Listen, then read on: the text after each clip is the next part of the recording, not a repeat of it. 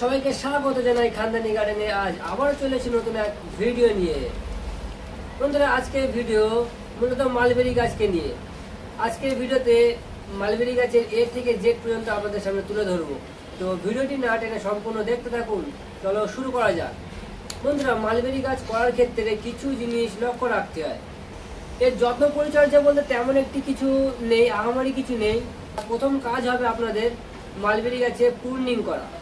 Mulberry এমন একটি গাছ, আপনি যদি প্রুন না করেন তাহলে কোনো মতেই ফল আসবে না, আর ফল আসলেও খুবই অল্প পরিমাণে হবে। মালবেরি গাছে আরও কিছু ক্রাইটেরিয়া আছে, সেগুলো আপনাদেরকে ফলো করতে হবে। তার মধ্যে হলো এই টাইম জল দিতে হবে, আর এই মাটিটি যেন এমনভাবে করতে হবে যাতে জল কোনো মতেই যেন না দাঁড়ায়। আর আপনারা 2 থেকে 3 মাস অন্তর অন্তর একবার করে মিশ্র সার বা গাছের যে কোনো খাবার আপনারা যা দেন তা একবার দিয়ে দেবেন।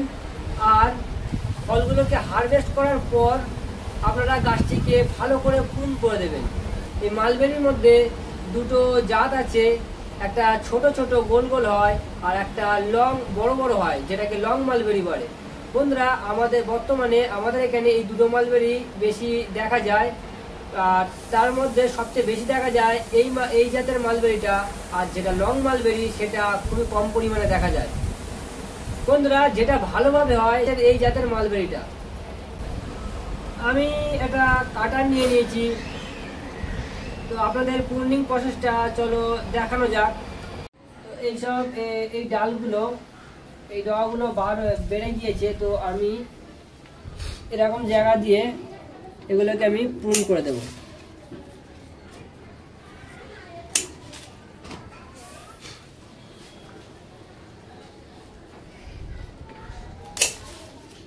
আর এই ডাল থেকে আপনি চাইলে অতি সহজে এর থেকে চারা তৈরি করতে পারেন। তো আমি এখন হাত প্রুন করব না, আমি হালকা করে আগাগুলো ছিটে দেব।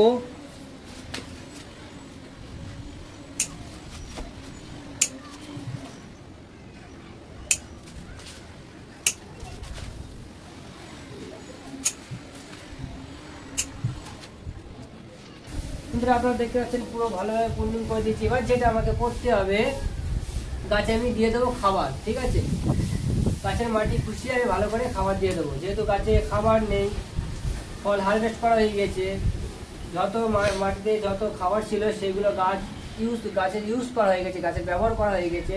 তো মাটিতে অবশ্যই পরিমাণে তাহলে খাবার কমাচ্ছে। তো আমি এখন কি করবো, মাটিটাকে ভালোভাবে খুশিয়ে মাটিতে খাবার দিয়ে দেবো। বন্ধুরা, এর জন্য আমি এক মুঠো পরিমাণ শিংকুচি আর 1 মুঠো পরিমাণ হাড় গুঁড়ো আর 2 মুঠো পরিমাণ আমি ভার্মি কম্পোস্ট নিয়ে নিচ্ছি। আর সাথে আমার কাছে নিম খোলটা আছে, তো যতক্ষণ তাহলে আমি এতেও 1 মুঠো পরিমাণ কি 1.5 মুঠ পরিমাণ নিয়ে নিচ্ছি। নিয়ে নিলাম। এবারে এটিকে ভালোভাবে মিশিয়ে গাছের গোড়ায় গাছের মাটি খুশিয়ে দিয়ে দেবো।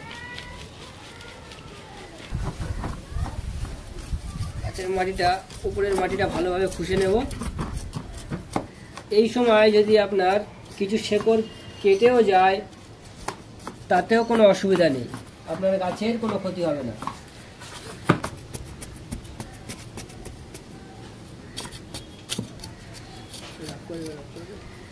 আমি গাছের মাটিটাকে ভালোভাবে খুশিয়ে নিয়েছি। এবারে আমি এতে এই সারগুলো দিয়ে দেব। দিয়ে ভালো করে আমি জল দিয়ে দেব। আর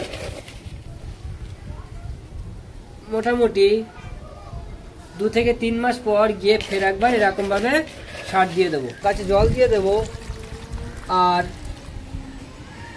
যে ডালগুলোকে প্রুনিং করেছি সেই ডালে আপনারা সাব ফাঙ্গিসাইড লাগিয়ে দেবেন, এতে করে গাছের ডাল আর শুকাবে না। আজকের জন্য এতটুকুই। দেখা হচ্ছে পরের ভিডিওয়। ভিডিওটি যদি ভালো লাগে তাহলে একটি লাইক করে দেবেন, আর যারা নতুন আছেন তারা সাবস্ক্রাইব করে নেবেন।